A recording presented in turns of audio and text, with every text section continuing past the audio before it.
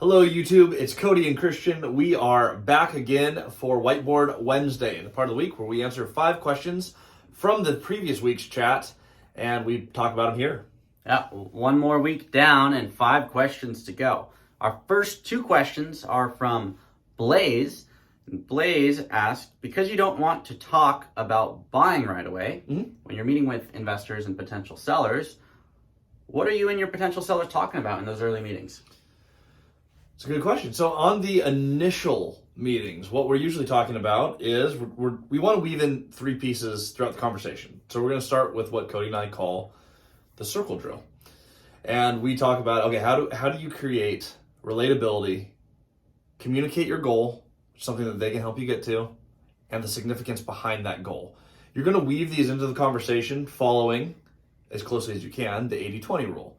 You want to get the conversation as quickly as possible to they are talking 80% of the time, you were talking 20. So you're just going to weave in those 3 things of your story. In that conversation, I'm typically asking, Cody does the same thing, how did you do what you did?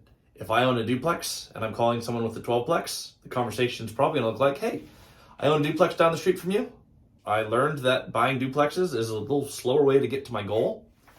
Insert your goal here in 1 to 2 sentences. Curious how you got this 12-plex. This is the type of thing I want to buy. They'll probably tell you, well, I'm not selling it.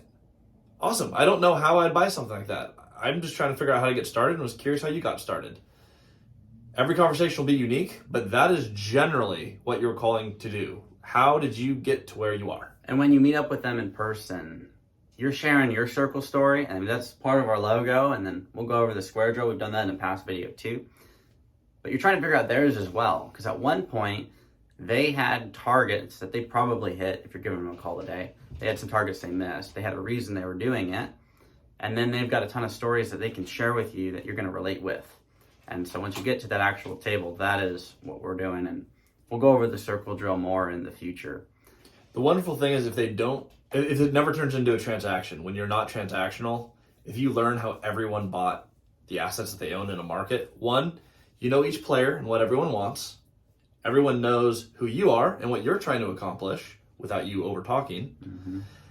And you're going to learn how they bought that deal so you can use it again and again and again. It's worth so much more than actually buying their 12-plex. If you learned how they did it, you can apply it any market, any owner, anytime. Yep. And then we got one more question from Blaze. I'm not sure where I'm going to be living in the future.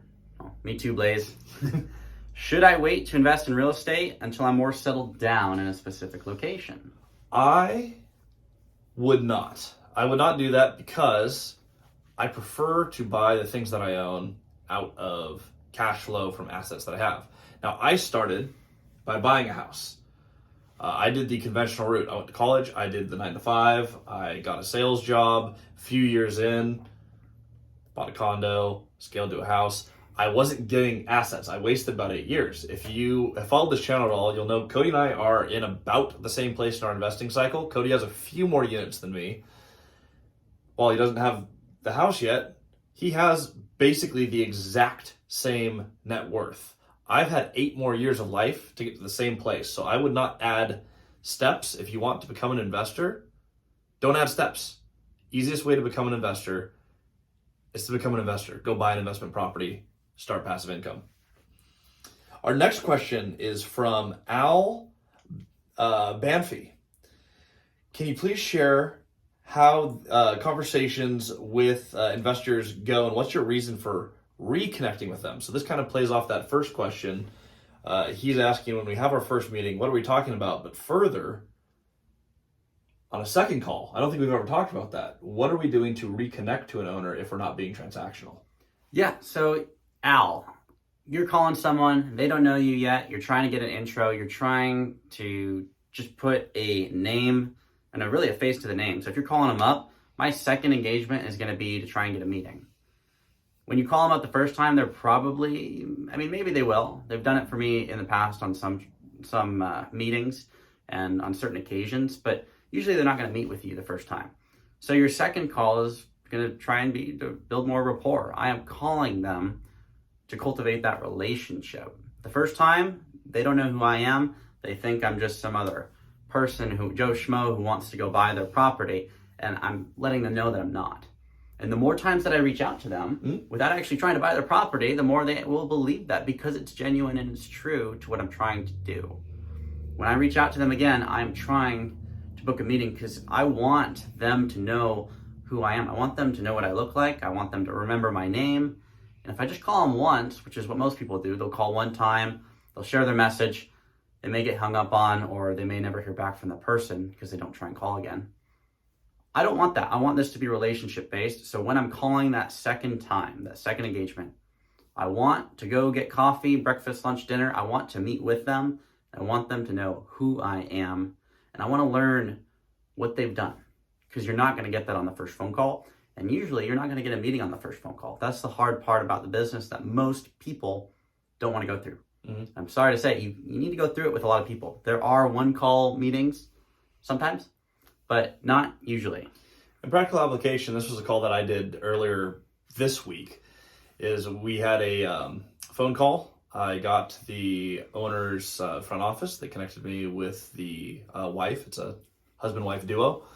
She connected me with the husband, who just happens to be the main decision maker in that particular company. Spoke to him 2 times over the phone. We had a first meeting with my wife and him, a second meeting with Cody and I, and we just met back and forth. We never talked about doing a transaction, but in those transactions, they told us how they've sold some of their stuff, and in their particular cycle, they're selling stuff off. The 4th time I've called them after we've met twice, I brought up the idea of, hey, we're shifting around some of our pieces. We may have a little bit more liquidity. Are you still in a sales cycle? Are you looking to unload stuff? It's not built on being transactional. Turns out he has nothing he's unloading right now. He wants to sit and meet with us again to talk about his strategy and how he worked moving forward. So each call, I mean, you can eventually bring up a transaction, but the relationship cannot be based on doing transactions. You'll know when you're there. And then we've got MD asking, wow, the Google Maps thing is pretty cool. Would you guys mind doing a video live finding a deal with this method? That is a good idea. The reason that we did the video the way we did, where we showed how to get our contact info, is because I don't want to do a video that has other people's contact in it. We did that very, very intentionally. I'm okay if you find our contact information, and if you try reaching out to us, we've already had people do that. So if you use the drill effectively and you find our contact, good on you. And we've had about 5 people do that so far. So, I mean, you can find, we mentioned, everyone's contact info online. It's online. But we don't want to give out other people's. If you find a property using this method, then wonderful. And you can give them a call. But we're not willing to give out their info. You got to go do the work and make that connection, because that's your connection. And the last thing I want on a recorded call, if we actually go through the call where we reach out to someone, I would hate for someone who I randomly called to watch our YouTube channel and find out, what? I didn't realize I was being recorded. I'm online now. Like, it's uncomfortable. What we will do is we will do a role play of what that looks like. Conveniently, there are 2 property owners in this room, so we can do a real mock call between what it looks like to be a buyer and to be a seller, and we will post that in the coming weeks. Yep. And then the last question for the day from Mom Clark. Is it better to inquire about properties from individuals or from companies? It is, you want a relationship. And this is just firing from the hip here. My instant thought is that individuals and companies. Yep. It's people. So if you go out and you talk to an individual and build a relationship, they could already own a company. They could own a lot of companies. It could just be mom and pop who've bought a few properties. You always want to get to the person though. So I would say if you're doing relationship-based real estate like Cody and I do, 100% you just want to get to the person. Yeah, focus on the individual. That is where you can have a significant relationship. You're actually going to get to know how they did what they did. And at the end of the day, business owners are people, individuals. You can find a whole bunch of LLCs. We've shared how to find those on this channel just recently. But at the end of the day, somebody owns all those LLCs. And so if we just don't add steps Christian's go-to line is, we want to buy a Rambler because we don't like to add steps. Don't add steps to your process. Just focus and prioritize a relationship with an individual over trying to go through all the hoops of a company, because companies are going to have guidelines and individuals are going to relate. And there's exceptions to this, but for the most part, there are two places that you're going to get deals from. The company that you find deals from would be a brokerage. I mean, brokers control deals and owners control deals. And owners control their off-market listing because it's not listed. And if they've listed it with a broker, reach out to them. But those are really the two people that you're trying to connect to if you want to play this game at the highest level and get into creative finance and relationship-based selling. All those involve great relationships with the individual who owns the asset. Your next step, if you want to broaden that, is you have a good arsenal of brokers that you really trust. Those are the two types of people you want to contact with. I wouldn't go straight to a corporation and try to work your way around the corporation. That sounds complicated and unnecessary. So yes, that's how I feel about that. that is it for today's questions, though. If you have more thoughts that you want to have addressed here on this channel, we're doing this every single week. Put them in the comments below. We will see you guys next time. And if you want to see anything else on the channel in addition to Whiteboard Wednesday, let us know. We will make it happen. All right, click that like and subscribe, and we'll see you guys next week.